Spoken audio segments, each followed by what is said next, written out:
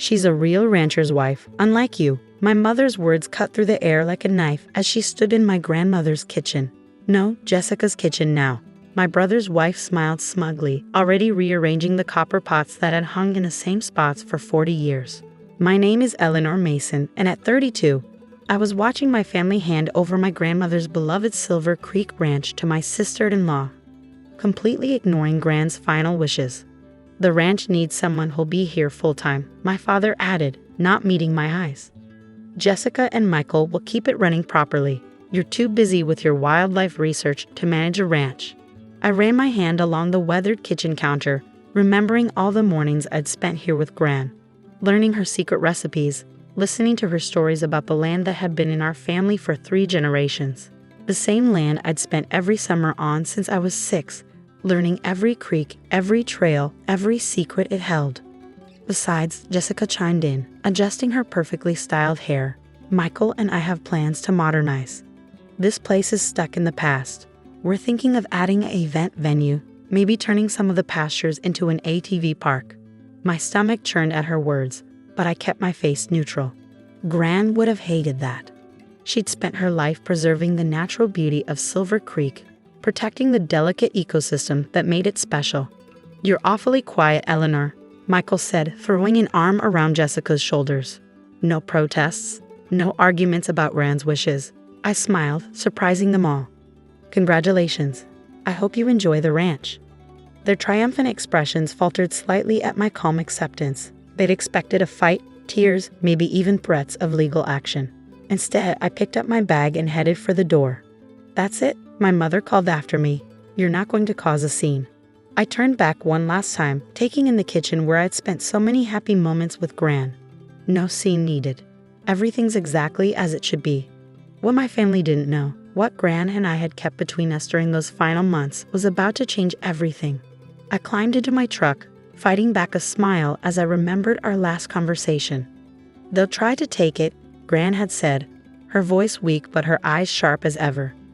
Your parents, Michael, they'll think they know best. But you, Eleanor, you're the only one who truly understands this land. She'd squeezed my hand, pressing a worn envelope into it. When the time comes, you'll know what to do. Don't let them see this until they've shown their true colors. That envelope had sat in my safe for 3 months, waiting for exactly this moment. As I drove away from the ranch, I could see Jessica and Michael in my rearview mirror, already measuring the old barn for their planned renovations. My phone buzzed with texts from my mother, questioning my easy acceptance of their decision. What they didn't realize was that Gran had seen this coming.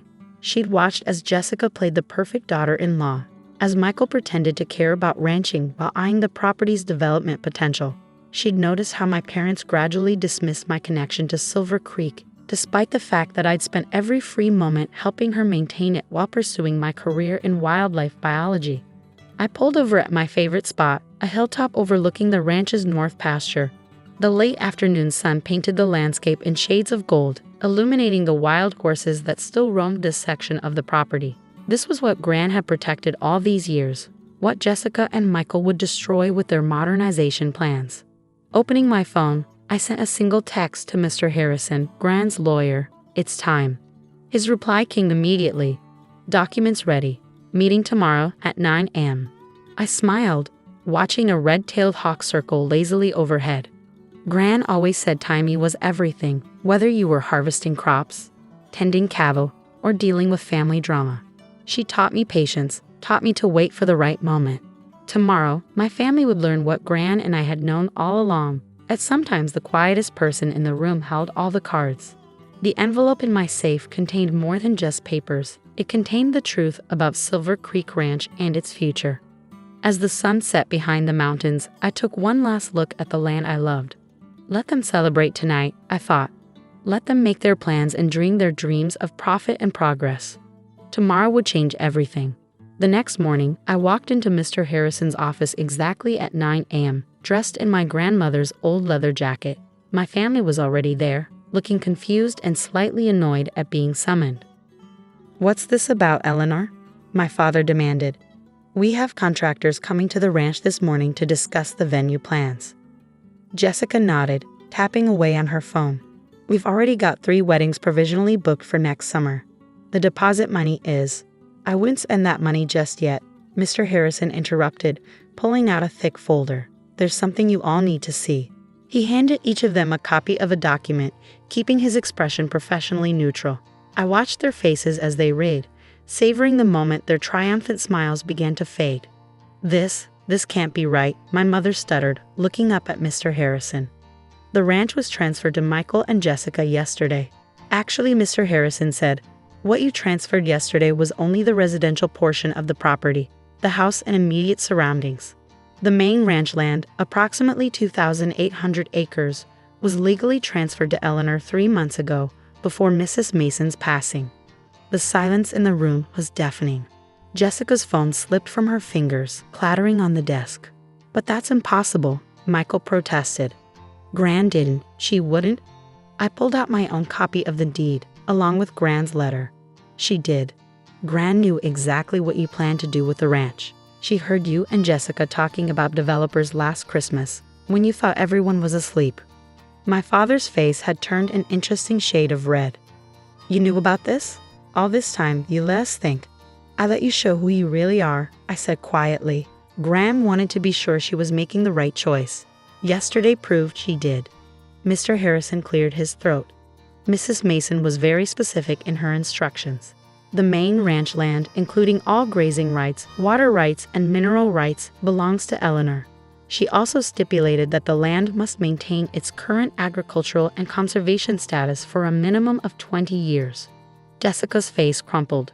But our plans, the venue, the ATV tracks, are not happening, I finished for her. This land will stay exactly as Gran wanted it, a working ranch and wildlife preserve. You can't do this, my mother snapped. We're family. Exactly, I replied, standing up. We're family, and family should respect each other's connections to the land, not try to turn everything into a profit center. Mr. Harrison pulled out another document. There's more. The residential property you now own comes with certain covenants. No commercial development is permitted within 500 feet of the main house. Mrs. Mason was quite thorough in her preparations. Michael slumped in his chair, the reality of the situation finally hitting him. So we have the house, but you can't turn it into your event center, I confirmed. You can live there, ranch there, be part of the land like Gran always wanted. Or you can sell it to me. I'll give you fair market value. This is ridiculous, Jessica burst out. You're just trying to punish us because you're jealous of what Michael and I have built. I couldn't help but laugh. Built? You've never spent a full week working this ranch. I've spent every available moment here since I was 6. I know every inch of this land, every season, every challenge it faces. Standing up, I gathered my papers. The choice is yours. Stay and be real ranchers or sell and move on. Either way, Silver Creek's legacy is safe. As I headed for the door, my father called out, Eleanor, wait. Maybe we can work something out.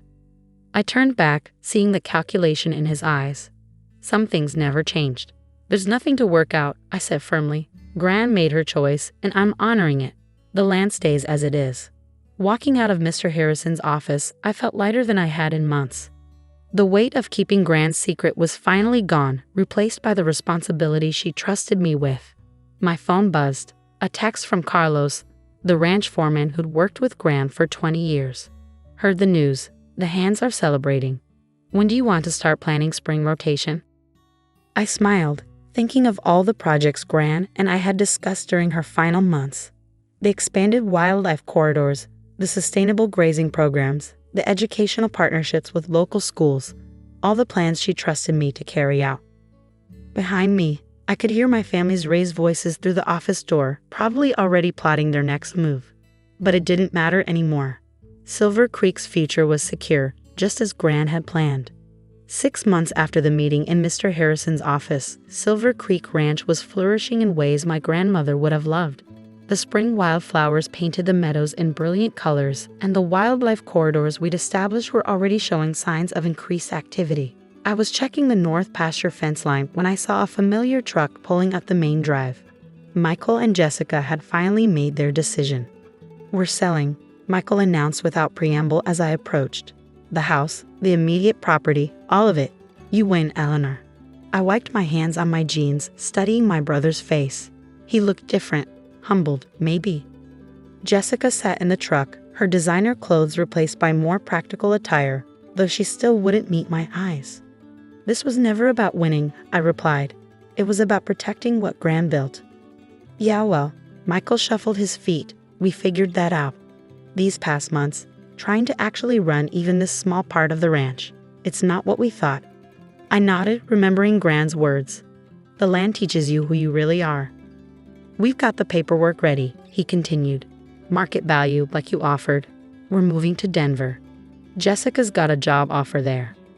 As they drove away an hour later, after signing the preliminary agreements, I felt no triumph, only a quiet satisfaction. The ranch was whole again, just as it should be. That evening, as I sat on the porch of what was now my house again, my parents' car appeared on the horizon. I hadn't spoken to them since the meeting, but they'd made several attempts to reason with me. You've made your point, my mother said, settling into one of the porch chairs without waiting for an invitation. Surely now we can discuss a more family-friendly arrangement. I sipped my coffee, watching the sunset paint the hills. There's nothing to discuss. Michael and Jessica are selling their portion back to me. Silver Creek stays intact. But think about the potential, my father argued. The money we could all make if we just... Dad, I interrupted. Look around you. Really look. I pointed to the distant hills where a herd of elk was emerging from the tree line. In the nearest pasture, our cattle grazed peacefully alongside a group of pronghorn antelope. A pair of eagles circled overhead, their wings golden in the fading light. This is the potential Gran saw. This is what she protected, and this is what I'll continue to protect. My mother started to speak, but something in my expression stopped her. Perhaps she finally saw what Gran had seen, that my connection to Silver Creek went beyond profit margins and development plans. We were wrong, she said quietly, surprising me. About you, about what you could handle. Your grandmother, she knew better. She usually did, I agreed, offering her my coffee pot. For the first time in months, she accepted. As the stars began to appear, we talked, really talked, about Gran, about the ranch, about the future. My parents started to see Silver Creek through new eyes, not as a development opportunity, but as the living, breathing entity Gran had always described. 1 year after the inheritance revelation, Silver Creek Ranch hosted its first educational program for local schools. Children learned of sustainable ranching, wildlife conservation, and the delicate balance between human needs and natural preservation. Carlos, still our foreman, developed a training program for young ranchers interested in conservation-minded cattle management. The ranch became a model for how traditional ranching could coexist with wildlife protection. Jessica and Michael settled into their Denver life, occasionally sending polite holiday cards. My parents, to their credit, gradually came to appreciate the ranch for what it was rather than what it could be converted into.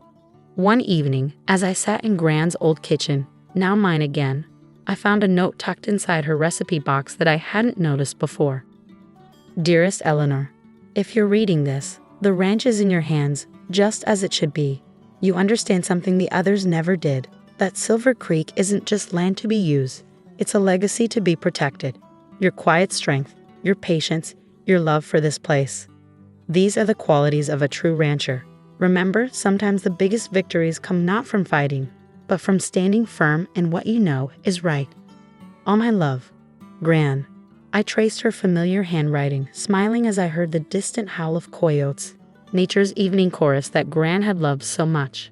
Outside, the ranch hands were finishing their day's work, the cattle were settling in for the night, and the wildlife was beginning its nocturnal dance. This was what Gran had protected all those years.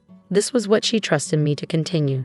Not just a ranch, but a piece of living history, a balance between human needs and natural harmony. Silver Creek Ranch wasn't just my inheritance, it was my calling, my responsibility, my home. And as the sun set behind the mountains, painting the sky in colors Gran had taught me to name, I knew that everything was exactly as it should be.